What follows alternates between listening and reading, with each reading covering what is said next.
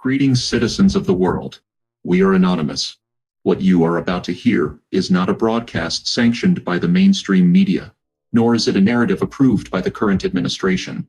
We have intercepted the transmissions.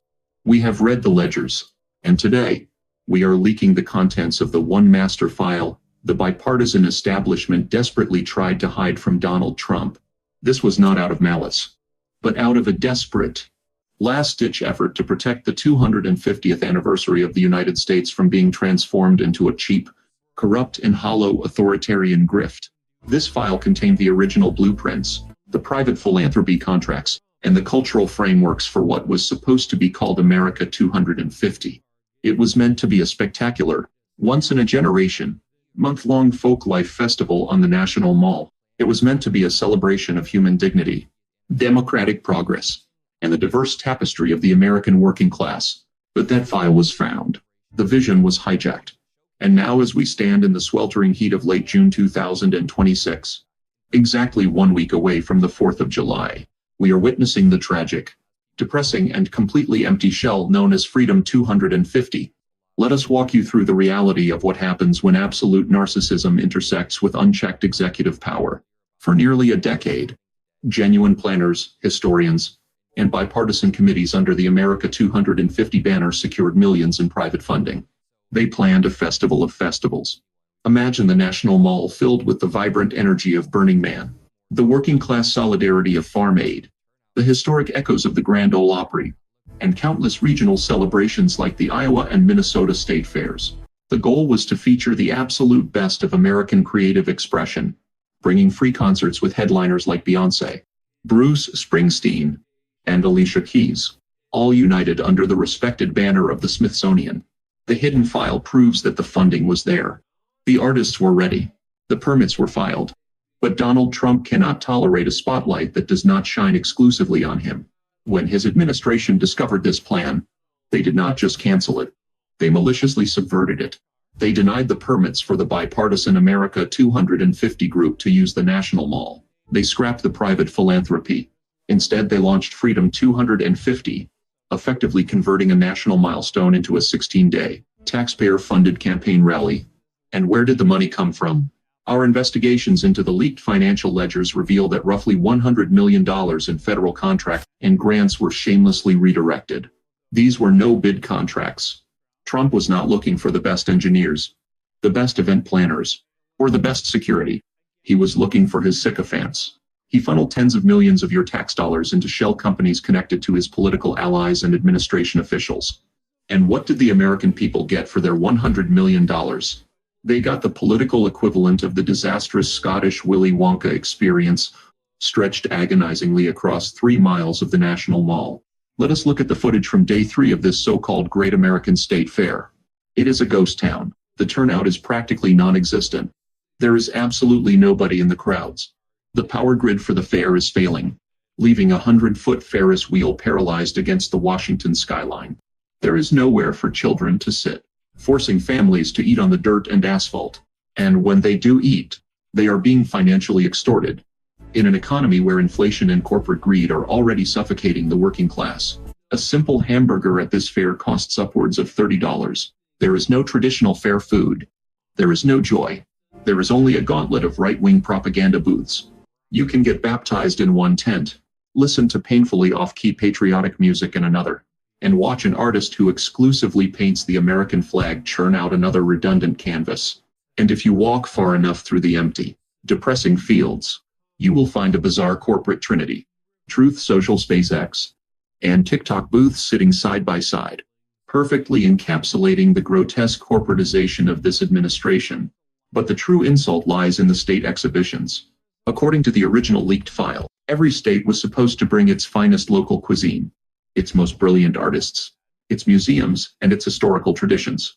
What did Freedom 250 deliver? Total humiliation. Let us break down the statistics and the reality of these booths. In a nation where demographic diversity is our defining characteristic, where minority communities make up over 40% of the population and contribute trillions to the cultural and economic GDP, this fair offers a whitewashed, AI-generated insult. The state of Virginia features a photo op made of AI-generated slop. Michigan offers a fake plastic cow you can milk. Arizona has its grand contribution as a blacklight room and a free cactus pen. And then there is Maine and Connecticut. You have to ask yourself, what did the citizens of Maine and Connecticut do to deserve their representation? Their booths consist of an empty room, a state logo taped to a wall, and 2 folding chairs. And then there is North Carolina. In a pavilion meant to celebrate the 250-year survival of the United States, the North Carolina booth proudly displays multiple Confederate flags. Let that sink in. At a taxpayer-funded festival celebrating the birth of America, Donald Trump and his organizers have permitted the flag of traitors, the flag of a breakaway faction that went to war against the United States to preserve the institution of slavery, to fly proudly. It is not just deeply offensive, it is a profound betrayal of the American ideal. It is a visual representation of the Republican agenda in 2026. Repealing the rights of women to choose, gutting the Voting Rights Act to suppress minority voters in red states, and celebrating the darkest, most divisive chapters of our history. Everything Trump touches dies.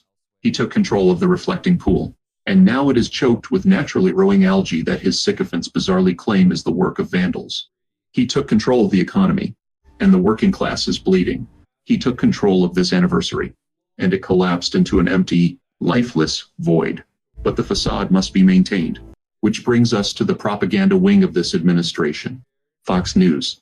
We have monitored their broadcasts. It is a masterclass in psychological manipulation and outright delusion. You can see the Fox News anchors sitting at their desks on the National Mall, trying to conjure a reality that does not exist. They look directly into the camera, with a completely barren, empty field behind them, and have the audacity to claim that thousands and thousands of people are celebrating. They are lying to your face. Local pride parades and regional concerts across the country this weekend are pulling 10 times the crowd size of this $100 million federal disaster. And when the visual reality of the empty fair becomes too embarrassing to ignore, the network pivots to their favorite distraction: fear. We watched as Representative Anna Paulina Luna sat in front of the America 250 banner, surrounded by empty chairs, and immediately launched into an attack on undocumented immigrants. She ranted about voter ID, proof of citizenship, and baseless claims about Chuck Schumer granting mass amnesty to 20 million people. It is a calculated distraction. They wrap themselves in the American flag and preach about patriotism while actively dismantling the democratic institutions that make the country function. They use the phantom threat of the other to keep their base angry, terrified, and blind to the fact that their leaders are robbing them blind. However, the empty chairs and the $30 burgers are merely the circus. While the administration forces the media to focus on this pathetic fare, we need to talk about the escalating nightmare unfolding on the global stage. Because right now, as Trump plays Carnival Barker, the United States is being dragged into a catastrophic, spiraling war with Iran. The ceasefire that Trump so arrogantly claimed he secured has completely disintegrated.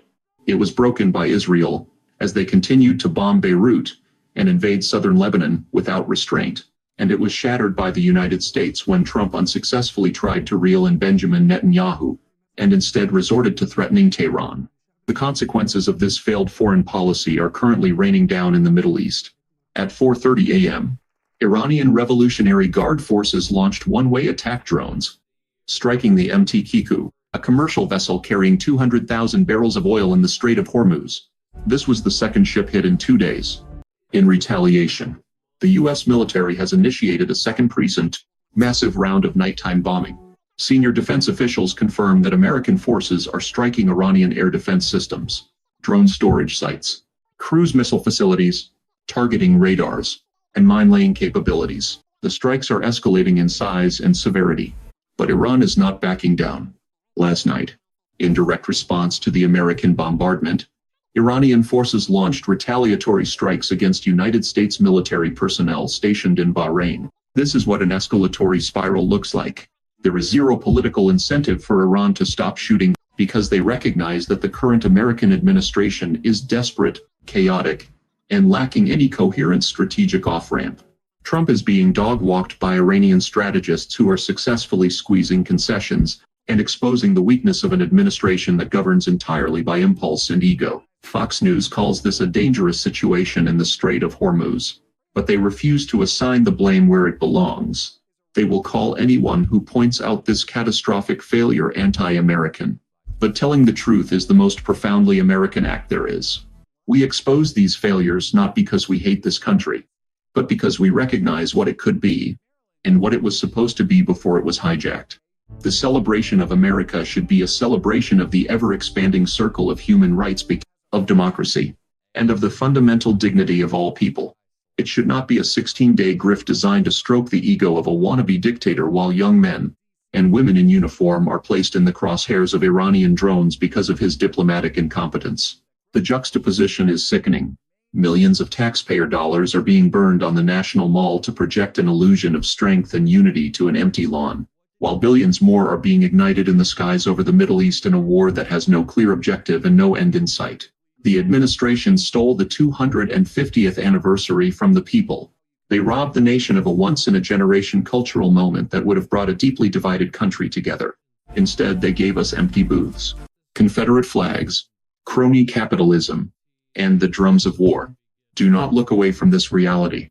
Do not let their media mouthpieces convince you that the empty fields are full, or that the escalating war is a sign of strength. The leaked files, the empty mall, the burning ships in the Strait of Hormuz, they all tell the same undeniable truth. The empire is being hollowed out from the inside by the very people who claim to be its saviors. We must demand accountability. We must share the truth. If you see through the illusion of freedom 250, if you are tired of the endless corruption and the march toward senseless wars, then take this message and amplify it. Share this video. Download it before it is taken down. Organize in your communities. Look past the partisan distractions and recognize the grift for what it is. The future of this country belongs to the people, not to the political elite who view your tax dollars as their personal slush fund and your rights as negotiable obstacles. We are anonymous. We are legion. We do not forgive. We do not forget. Expect us.